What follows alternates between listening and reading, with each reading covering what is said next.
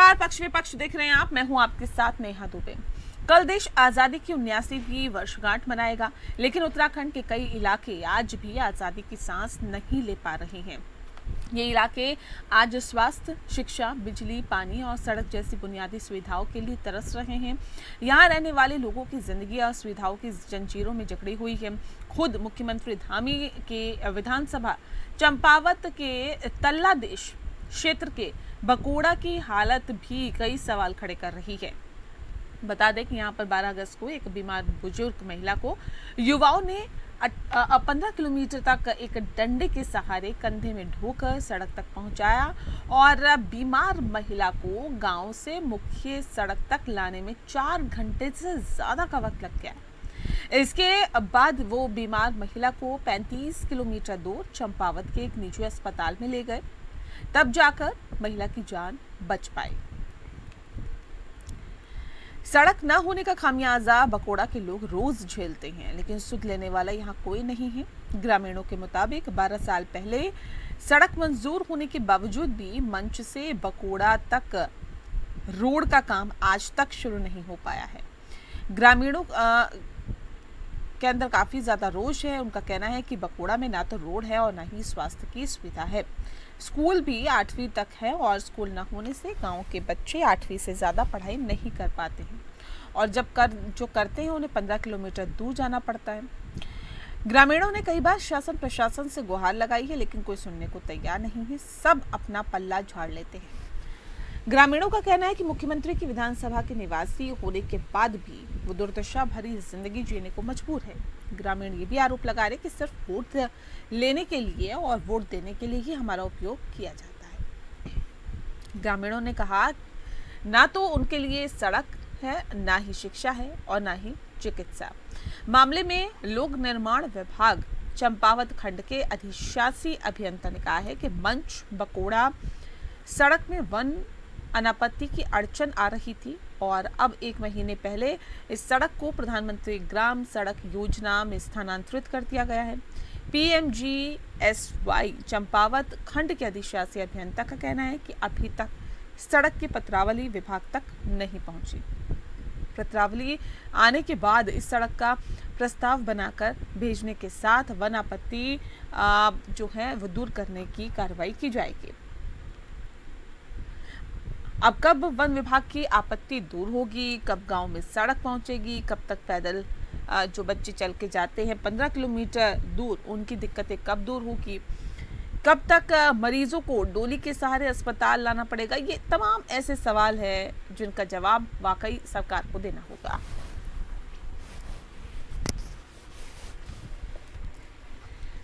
तो मूलभूत सुविधाएं जिसे कहते हैं, मूलभूत जरूरतें, अगर आज भी जब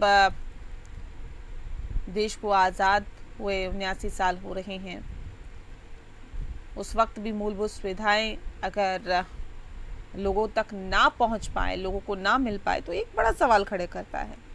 सवाल इस बात को लेकर जब ये कहा जाता है कि देखिए चिकित्सा बहुत ज़रूरी है, तो फिर वो आसान तरीके से क्यों नहीं मिल पा रही। अगर कहा जाता है कि शिक्षा बहुत ज़रूरी है, तो फिर वो आसान तरीके से क्यों नहीं मिल पा रही। क्यों सड़क, चिकित्सा, शिक्षा के लिए इतनी जद्दोजहद करनी पड़ रही है, ये एक बड़ा सवाल है। इस विषय पर तफसील से चर्चा करने के लिए खास मेहमान हमारे साथ मौजूद है, उनसे आपका परिचय करा देते हैं। इस वक्त हमारे साथ सुनीता विद्यार्थी जी हैं, प्रवक्ता हैं भारतीय जनता पार्टी की। बहुत स्वागत है सुनीता जी आपका। हमारे साथ सुनीता प्रकाश जी जुड़ गई हैं, जो कि प्रवक्ता हैं कांग्रेस पार्टी की। सुनीता जी आपका भी बहुत बहुत स्वागत है। तो सुनीता विद्यार्थी जी, इस खास कार्यक्रम की शुरुआत आपके साथ ही करते हैं। हम मुख्यमंत्री के विधानसभा क्षेत्र की बात कर रहे हैं। वहां पर अगर सड़क, वहां पर अगर चिकित्सा और वहां पर अगर शिक्षा के लिए लोगों को जूझना पड़ रहा है, तो ये क्या संदेश है? देखिए, मैं प्रधानमंत्री सड़क योजना के माध्यम से जो हमारी उत्तराखंड के अंदर जो सड़कों का जो जाल बिछा है, अगर उसकी बात करूं तो हजारों किलोमीटर की सड़कें जो है वो भारतीय जनता पार्टी ने प्रत्येक जनपद में देने का कार्य किया और जनता को समर्पित किया। अब बरसात के टाइम पे मॉनसून में कई बार जो है आप देख रहे हैं कि बहुत ही ऐसे ऐसे हमारे जनपदों में कई स्थान जो हैं वो हम्म। बहुत ही संवेदनशील हैं और लगातार लैंडस्लाइड होने की वजह से कई रास्ते जो है वो अवरुद्ध हुए हैं। लेकिन अब सरकार की जिस तरीके से आप देख रहे हैं कि पूरी मुस्तैदी के साथ में हर जगह पे जहाँ पे भी ऐसे लैंडस्लाइड के जो आप देख रहे हैं कि हम्म। न्यूज आ रही है, तत्काल जो है वहाँ पे हम सुविधाएं देने की कोशिश कर रहे मैम हैं। ये हमारी कहाँ तमाम कहाँ पे मशीनरीज जो लैंडस्लाइड है हो रही है वो और कहाँ सड़कों पर पे ही है। दिक्कतें हो रही है? आप सोचिए ना, ग्रामीणों को एक बीमार महिला को डोली बनाकर लेकर जाना पड़ रहा है। इससे इससे ज्यादा और हास्यास्पद मैं कहूँ, क्या कहूँ मैं, इससे बताइए, मेरे पास शब्द नहीं है। नहीं इससे नहीं ज्यादा नहीं, खतरनाक और क्या होगा? देखिए क्या है ये? मतलब देखिए आप इसमें सोचिए, देश को हास्यास्पद होने आजाद की हुए आवश्यकता नहीं है। 79 साल होने ऐसी को है मैम, संवेदनशील और हम चीजों बात पे कर रहे हैं कि हास्यास्पद अभी नहीं लोगों को हुआ जाता है। सुविधा नहीं मिल पा रही। सुविधा किस बात की? किस बात की? चिकित्सा देखिए की? ऐसा है इलाज मैडम, की? सुन लीजिए मेरी बात। अगर अगर ऐसी संवेदनशील मुद्दों पे आप हास्यास्पद शब्दों का इस्तेमाल करेंगे तो मुझे लगता है कि ये ज्यादती होगी। कई बार देखिए ये ऐसा नहीं है कि वहां पे आप 2-2 3-3 किलोमीटर जो हमारे बहुत अच्छे शहर हैं उनके साथ में भी अगर कहीं ग्रामीण आवास है और अगर ग्रामीण व्यवस्था है, वहां पे 2-2 किलोमीटर के स्थान पर भी अगर कहीं पे रास्ता बंद हो जाता है और इमरजेंसी होती है तो डोली का ही इस्तेमाल पहाड़ों में किया जाता है। ये पहाड़ों की जो व्यवस्था है ये आज से नहीं है, ये बहुत पुरानी है और ऐसा नहीं है कि वहां सड़कें नहीं पहुंची इसलिए ऐसा हो रहा है। मैंने कहा कि मॉनसून के दौरान जो है रास्ते हमारे अवरुद्ध हुए हैं, कई जगह पे काम चल रहे हैं, लगातार हमारी जो मशीनरीज है वो वहाँ ये पे मानसून के ग्राउंड अलावा भी, ये जीरो पर ग्रामीणों है, का कहना है कि लगातार मानसून के मशीनरी अलावा भी यहाँ सड़कों पे पर यही है। हालात है। तो यहाँ पे ये मानसून के डोली अलावा भी डोली वाले सुनीता जो बच्चों है विद्यार्थी जी ये यही रास्ते हालात है। इतना ज्यादा और आपको इस हास्यास्पद बात को नहीं लगना समझना चाहिए। होगा, ये आपको इस व्यवस्था बात है, को जानना होगा कि मरीज को पहाड़ों की जो हॉस्पिटल तक स्थिति है पहुंचाने वो की, हमेशा सड़क ही तक ऐसी पहुंचाने रहती है। की उसको सुधारने की बात आप लोगों को करनी चाहिए। अब आप ये कह के अपने डेफिनेटली जिम्मेदारियों से पल्ला सुधारने नहीं की झाड़ भी सकती बात हो हैं रही है। कि जो देखिए वहां पे तो मशीनरीज है पहले वो से ही फोटो ऐसे हालात खींचने है। के लिए नहीं है। जो मशीनरीज वहां पे है मैडम, वो फोटो खींचने के लिए नहीं है कि वो चैनल को फोटो खींच के भेजने के लिए है, वो काम करने के लिए है वहां पे। हम्म। और मैंने आपको जैसे कहा कि आप बताइए, आदर्श चंपावत की आप बात कर रहे हैं, इससे पहले कब आपने डोली में वहां पे लोगों को देखा? हम्म। मॉनसून के दौरान ऐसी समस्याएं आती हैं, हम्म। लेकिन उसके बावजूद भारतीय जनता पार्टी ने जिस प्रकार से पूरे हर जनपद में हर सीमांत क्षेत्रों को आज जो सड़कों से मजबूत किया है, आर्थिकी मजबूत की है, लगातार हर सुविधाएं देने का जो जनता को कार्य किया है, आप देख रहे हैं कि मतलब पूरे 8वीं तक आदर्श बच्चे स्कूल में चंपावत पढ़ ने पा रहे हैं, और त्रिस्तरीय आठवीं के पंचायत बाद चुनावों में 8वीं के भारतीय बाद जनता बच्चों पार्टी को को अपनी अपना पढ़ाई मंदिर पूरी दिया। करने के लिए 15 किलोमीटर दूर जाना पड़ता है। और अगर आप ये कहती हैं कि विकास है तो आपको मुबारक हो ऐसा विकास। अगर आप ये कहती हैं कि देखिए सड़कें मॉनसून में खराब हो गई, इससे पहले अगर सड़कें थी, तो अगर ये विकास है और अभी भी लोग परेशान हैं, ग्रामीण बेहाल हैं, लगातार इस बात को कह रहे कि तमाम सरकारें आई, तमाम सरकारें गई, लेकिन नतीजा वही ढाक के तीन पाता है। मैं आ रही हूँ सुनीता विद्यार्थी जी, लेकिन उससे पहले मैं सुनीता प्रकाश जी का भी रुख कर लेती हूँ। सुनीता प्रकाश जी, अगर ये कह दिया जाए कि देखिए ये तो पूरी जिम्मेदारी भारतीय जनता पार्टी की है जी, या मुख्यमंत्री की है, या भारतीय जनता पार्टी के नेताओं की है, तो ये कहां तक जायज है? क्या कांग्रेस इसके लिए जिम्मेदार नहीं है? मैडम यहाँ में आपसे नेहा जी मैं कहना चाहूंगी मैं आपसे कि ये मानसून का है मामला, ये है कि यहाँ सड़कें है ही नहीं। 12 साल आप ही के चरण के द्वारा मुझे ज्ञात रहा कि 12 साल पहले उसको स्वीकृति दी गई थी कि सड़क बनाई जाए, तो वो सड़क क्यों नहीं बनी? 12 साल 10 साल से भाजपा की सरकार है और पूर्ण बहुमत की सरकार, उसके बाद भी अगर आज व्यक्तियों को, लोगों को वहां से इस तरह से ढोके रहना पड़ रहा है, तो ये अपने आप में शर्मसार करने वाली और दुखद घटना है। दूसरी बात आपसे कहना चाहूंगी कि शिक्षा, आप देखिए 8वीं तक के, आज हम 78 साल जो है पूरे कर चुके हैं स्वतंत्रता दिवस के, और अब 19वां हम स्वतंत्रता दिवस मनाने जा रहे हैं। उसके बावजूद भी अगर हमारे देश की, हमारे प्रदेश की हालत है, तो इसमें हम लोगों को जो है बचाव नहीं शर्मसार होना चाहिए, पूरा उत्तराखंडियों को भी होना चाहिए। क्योंकि देखिए किस लिए बना था ये उत्तराखंड, किस लिए दी थी शहादत? इसीलिए ना कि इन पहाड़ी इलाकों का जो है विकास हो, इन लोगों को सुविधा मिल सके। क्या चाहिए इन लोगों को? अच्छी शिक्षा, अच्छा स्वास्थ्य, बिजली, पानी, अच्छी सड़कें।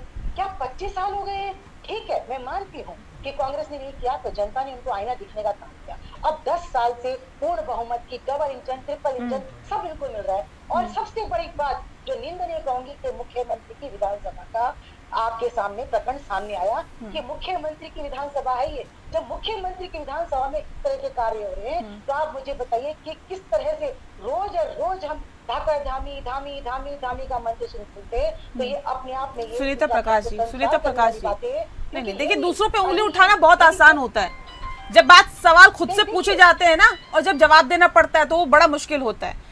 हिमेश खरकवाल कांग्रेस के विधायक, कांग्रेस के विधायक 2002, फिर 2012 में भी कांग्रेस के विधायक थे वहां पर। लेकिन सवाल इस बात को लेकर है, देखिए भारतीय जनता पार्टी से तो मैं सवाल पूछ ही रही हूँ, जिम्मेदारी उनकी बनती है, लेकिन आप भी अपनी जिम्मेदारी से नहीं भाग सकती हैं। आप इनको बचाने का काम नहीं कर सकते। मैंने बोला ना कि सुनीता प्रकाश जी, मैं किसी को बचा नहीं रही हूँ और ये काम मेरा है भी नहीं। गलती कराएंगे क्या? नहीं, गलती कराएंगे क्या ये लोग? क्यों सरकार नहीं, किसी को बचाने का काम कोई नहीं कर रहा है। ये भाजपा सरकार भी तमाचा मार रही है जनता के मुंह में, जिन्होंने कांग्रेस को हटा करके इनको 10 साल से वहाँ पे उठाया, पूर्ण बहुमत की सरकार इनको बना के, इसलिए कि ये वही काम करिए। आज 12 साल की अगर आप ये कहें कि आपकी सरकार नहीं आई तो 5 साल बना, हम 5 साल का खेल चलते हैं। ये पहली बार ऐसा हुआ है कि ये दोबारा सरकार बनी है भारतीय जनता पार्टी की। सुनीता प्रकाश जी सुन लीजिए। इससे पहले चंपावत के भी हाल मैं आपको बता रही हूँ ना, खरकवाल जी आपके विधायक थे ना, 2002 में भी थे, 2012 में भी थे। बुरा हाल होना तो ये सोच के उत्तराखंड में कितना विकास पहुंचा है। आपने क्यों नहीं किया? आपने क्यों नहीं किया बताइए ना, क्यों सड़क वहां तक नहीं पहुंची? आज तक नहीं पहुंची, अगर नहीं किया है, आज तक नहीं पहुंची। सुनीता प्रकाश जी, जितना काम कांग्रेस ने किया है 10 साल में क्या किया बताइए? पहले लोग डोली के सहारे लेके नहीं जाते थे बुजुर्गों को, बीमारों को, मुझे बता दीजिए। जिनकी जरूरत नहीं है, बिल्कुल नहीं। यहाँ पे आप बिल्कुल भाजपा को बचाने का काम कर रही है महोदय। मैं आपसे सुनीता प्रकाश जी, मेरा काम जो है मैं वो कर रही हूँ, इनकी जिम्मेदारी, मेरा जो काम है मैं वो कर रही हूँ। जिम्मेदारी बनती है और जनता भी सुन रही है किस बात को कि आप कांग्रेस के ऊपर उंगली उठा करके इनको नहीं, मैं मेरे सवाल पूछने का काम है, मैं सवाल पूछ रही हूँ। मुझे आप कांग्रेस की प्रवक्ता बनाइए, भारतीय जनता पार्टी की, मुझे उससे कतई फर्क नहीं पड़ता। नहीं, मुझे उससे फर्क नहीं पड़ता। सुनीता प्रकाश जी, सवाल पूछने का काम है, सवाल पूछूंगी, जवाब दीजिए। आप जवाब देंगी, आप जवाब देंगी। 2012 से 2017 के बीच क्यों नहीं बनी? कागज के फूलों से स्वीकृति तो दे दी जाती है जब सरकार आपकी होती है। नहीं बताइए ना, काम धरातल पे इनका नहीं है, जो कि बहुत दुखद है, निंदनीय है। और अगर आप इसे कांग्रेस के ऊपर उंगली उठा देंगे तो जनता बहुत सवाल नहीं पूछूं मैम, मैं सवाल नहीं पूछूं आपसे। 2012 से 2017 के बीच में क्यों नहीं बनी? जब तक सरकार भी आपकी थी, विधायक भी आपके थे, आपके विधायक, आपकी सरकार फिर भी नहीं बन पाई। दिया है और कांग्रेस की सरकार को हटाने का काम किया है, तो क्या ये कम बड़ी बात है क्या? अब काम इनका है क्या? अभी भी कांग्रेस काम करेगी वहाँ पर क्या? ठीक है, बताइए। ठीक है, जब जनता ने इनसे उम्मीद की है, नहीं, अब तो सवाल उठाएगी और आप उठा रहे हैं ना सवाल उठाएगी, कांग्रेस सवाल उठाएगी। जनता के मुंह में करारा तमाचा है कि आप बार-बार कांग्रेस को जो लेके नहीं, सवाल उठाएगी कांग्रेस सवाल उठाएगी, कांग्रेस सवाल उठा रही है। विपक्ष का काम ही सवाल उठाना होता है। सवाल सभी खड़े करते हैं, लेकिन हमें तो अब सॉल्यूशन चाहिए, समस्या का समाधान। एक बात मुझे बताइए कि 10 साल से अगर भारतीय जनता पार्टी के वहां पे विधायक, आपकी सरकार, केंद्र में भी आपकी सरकार, राज्य में भी आपकी सरकार, चंपावत में भी आपका विधायक, उसके बावजूद खुद मुख्यमंत्री, अगर फिर वहां पे इस तरह की समस्या से 2-4 लोगों को होना पड़ रहा है, क्या वाकई बड़े सवाल खड़े नहीं होते? लोगों की उम्मीदों पे खरे उतर रहे हैं क्या मुख्यमंत्री, भारतीय जनता पार्टी की सरकार?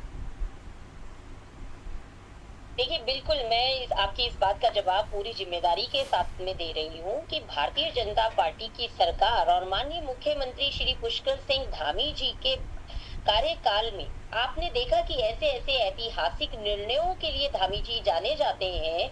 और रही चंपावत की बात, आदर्श चंपावत की जो देन है वो माननीय मुख्यमंत्री जी की है। और दूसरी बात, ये जो हमारे कांग्रेस के साथी हैं बहुत हल्ला करते हैं जब भारतीय जनता पार्टी के अचीवमेंट्स की बात होती है, इनसे पूछें कि PMGSY जो योजना है, जो प्रधानमंत्री सड़क योजना है, वो देन किसकी है? वो भारतीय जनता पार्टी की देन है। माननीय पूर्व प्रधानमंत्री स्वर्गीय श्री अटल बिहारी वाजपेयी जी की ये जो मैं कहूंगी कि उनकी ये विचारधारा थी कि गांव-गांव तक हमारी सड़कें पहुंचे, और इसको इम्प्लीमेंट माननीय प्रधानमंत्री श्री नरेंद्र भाई मोदी जी ने किया।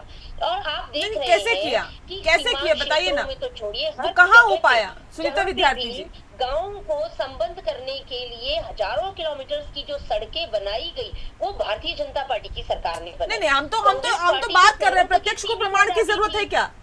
हम तो अभी यहाँ की बात कर मैं रहे कह हैं। रही हूँ कि धामी जी धाकड़ धामी है। हाँ। और माननीय प्रधानमंत्री जी के मार्गदर्शन में जिस प्रकार से हर जनपद में आज हम काम कर रहे हैं, आप देखिए कि हर चुनाव में जो है हमारी भारतीय जनता पार्टी की सरकार को ऐसे ही मैंडेट नहीं मिल रहा है। हमने धरातल पर काम किया है, हम जनता के सुख दुख के भागीदारी होते हैं। हम यहाँ पे एसी में बैठ के फरमान जारी नहीं करते हैं, लेकिन जैसे मैंने आपको कहा मेजोरिटी तो भारतीय जनता पार्टी को मिली, लेकिन उस सीट का क्या हाल था जिसपे उस सीट का क्या हाल था जिसपे मुख्यमंत्री खुद लड़े थे चुनाव?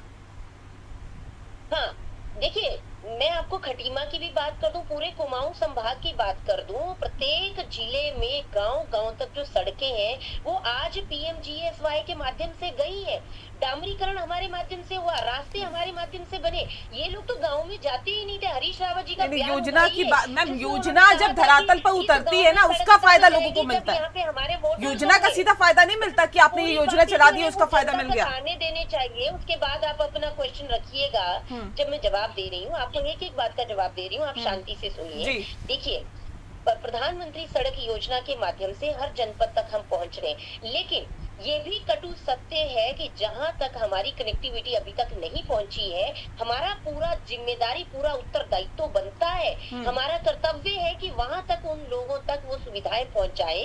और जहां पे पुलों का निर्माण होना है, क्योंकि कई स्थान ऐसे हैं, हमने ऐसे ऐसे दृश्य देखे हैं। आज भी कई जगह पे बच्चे जो हैं वो पेड़ के सहारे नदी पार कर रहे हैं, पेड़ लिटा रखे हैं नदियों के ऊपर, कोई कहीं पे कच्चे रास्ते हैं। तो इस तरीके की कल को कोई अनहोनी ना हो, इसके लिए पूरी जिम्मेदारी के साथ में प्रधानमंत्री सड़क योजना के माध्यम से इस सत्र में आप देखिए कितनी सड़कें मंजूर हुई है, कितनी सड़कों को वित्तीय संस्तुति मिली है। हम हर गांव को जो है चिन्हित कर रहे हैं कि कहाँ पे डामरीकरण होना है, कहाँ पे पक्के रास्ते बनने हैं, कहाँ पे क्या चीजें होनी है। लेकिन ये जो डोली वाली आप बात कह रहे हैं, देखिए कई स्थान ऐसे हैं, मान लिया पहाड़ पे 1-2 घर भी हैं, वहाँ के नियरेस्ट स्थान पर आने के लिए डोली का इस्तेमाल आज भी होता है। और मैं आपको अगले 100 साल की भी मैं गारंटी दे दूं कि वहाँ पे डोली वाला जो ये जो व्यवस्था है ये कभी मिटने वाली नहीं है, ये रहेगी। क्योंकि वहाँ पे इतने दुर्गम स्थान है, वहाँ पे जाने के लिए, आने के लिए आज भी और कल भी हम सबको स्ट्रगल करना पड़ेगा। और उसके लिए ये जो ग्रामीण बोल रहे हैं बेचारे परेशान हैं, और ये बार बार इस बात को कह रहे हैं कि देखिए सड़क तक नहीं पहुंच पाई। यहाँ पर किसी भी क्षेत्र, किसी भी राज्य, किसी भी देश के विकास का आईना होती है सड़कें मैम, और अगर सड़कें वहां तक अभी नहीं पहुंच पा रही है, तकरीबन देश को आजाद हुए 80 साल होने वाले हैं, उसके बावजूद भी, तो ये बड़ा सवाल खड़ा करता हूँ। मैं सुनीता प्रकाश जी आपका भी रुख कर लेती हूँ। मैम 2012 में स्वीकृति देके अपना काम खत्म कर दिया आप लोगों ने, जबकि 2017 तक आप रहे, लेकिन 2012 में स्वीकृति दी, काम खत्म। नेहा जी, इन्होंने सरकार को चलने ही कहाँ दिया, और हमारी सरकार जोड़ तोड़ की सरकार थी, पूर्ण बहुमत की सरकार नहीं थी हमारी। मतलब जोड़ तोड़ की सरकार होगी तो काम ही नहीं करेगी। 5 साल इनको पूरे मिले, एनटी तिवारी की सरकार को भी इन्होंने अनस्टेबल बता दिया। अब बताइए कितनी अपडेट है, ये टोपी पहन के टोपियां पहनाने का काम मत करिए मैडम। ये देखिए फालतू की बात, उत्तराखंडी नहीं, टोपी पहन के टोपी पहनाने का काम मत करिए। एनडी तिवारी की सरकार अनस्टेबल थी, एनडी तिवारी की सरकार स्टार्टिंग में गवर्नमेंट ने इनको दी, लेकिन सड़कें कहीं पे मिल रही है, और 2014 के बाद ये कह रहे हैं कि जोड़ तोड़ की सरकार। अरे आपके लोगों ने तिरस्कार किया ही क्यों? जब जनप्रतिनिधियों का तिरस्कार करेंगे तो वो अपना मान सम्मान रखेंगे। भारतीय जनता पार्टी ने उन्हें मान सम्मान दिया है, और मैं जोर बजा के ये चैनल कह सकती हूँ। ऐसे नहीं, एक एक करके रखिए ना बात को प्लीज। सिर्फ अपने घरों को देखा, ना तो इनके पास बुद्धि, ना विजन था, और ना ही इनकी नीयत थी। नीयत की आवश्यकता होती है। यहाँ पे देहरादून में बैठ के गाँव पर के दुख दर्द है, उन बोलने से नहीं होगा। इनके हरीश रावत जी ने कहा कि मेरी राजनीति पहाड़ी राजनीति नहीं है। क्या हुआ है, क्या नहीं हुआ, ये तो आपके सामने है। तस्वीरों को देख लीजिए, अंदाजा लगा लीजिए। अब इसका श्रेय चाहे भारतीय जनता पार्टी ले या फिर कांग्रेस ले, लोग तो परेशान है ना। नहीं, लोग तो परेशान है ना सुनीता जी। तो जब तुम्हारा बजट को ही पार्टी नहीं है तो फिर फिर जो तुम सही किस पहाड़ की बात कर रहे हो? तोड़ गिरा ये दी जवाब थी, जनता जैसे उन्होंने चाहती है आप लोगों से। आज ये जो झूठ है परोस सिर्फ के और उल्टी सिर्फ जो सीधी है दलीलें सिर्फ दे भाजपा के करती ये है, कोर्ट में आपका भाजपा चल झूठ जाता बोलती होगा, है, लेकिन चुनने जनता चलिए। की कोर्ट में नहीं ठीक है। चलेगा। हिंदू मुस्लिम जनता की जनता कोर्ट को में ठीक है। ही जवाब देना पड़ता है। ठीक है, जनता सब देख रही है, सब देख रही है जनता, जिससे जवाब लेना होगा ले लेगी। बहुत बहुत शुक्रिया, बहुत बहुत शुक्रिया आप दोनों मेहमानों का, बहुत शुक्रिया हमारे साथ इस खास कार्यक्रम के माध्यम से जुड़ने के लिए। पक्ष विपक्ष में फिलहाल इतना ही। नमस्कार।